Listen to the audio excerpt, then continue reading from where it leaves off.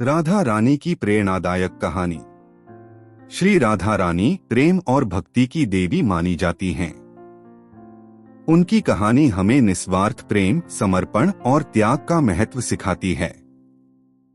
राधा रानी का प्रेम केवल सांसारिक नहीं था, बल्कि यह आध्यात्मिक और परमात्मा से जुड़ने का मार्ग था। उनकी एक प्रेरणादायक कहानी उनके अटूट प्रेम और त्याग को दर्शाती है।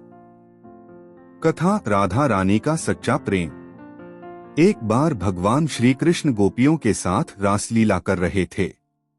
तभी उन्होंने सोचा कि मैं देखूं कि कौन मुझे सच्चे हृदय से प्रेम करता है। श्री कृष्ण अचानक गायब हो गए। सभी गोपियां व्याकुल होकर उन्हें ढूंढने लगीं। लेकिन जब राधा को पता चला कि कृष्ण अंतर्ध्यान हो गए हैं, तो उन्होंने खुद को शांत रखा।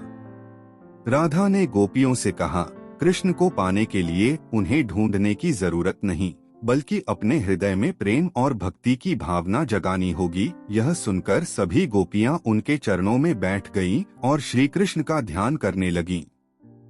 राधा की इस भक्ति और प्रेम को देखकर भगवान श्री कृष्ण प्रकट हो गए। उन्होंने कहा, राधा, तुम्हारा प्रेम अनन्य और निस्वार्थ है। तुमने मुझे खोजने के बजाय प्रेम और भक्ति के मार्ग को अपनाया। यही सच्चा प्रेम है। राधा रानी से मिलने वाली प्रेरणा।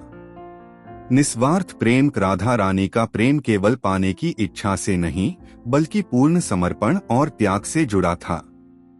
भक्ति का महत्व उन्होंने दिखाया कि सच्चे प्रेम में भगवान को बाहर खोजने की बजाय उन्हें अपने भीतर अनुभव करना चाहिए। धैर्य और विश्वास। कठिन परिस्थितियों में भी उन्होंने धैर्य रखा और अपने विश्वास को टूटने नहीं दिया।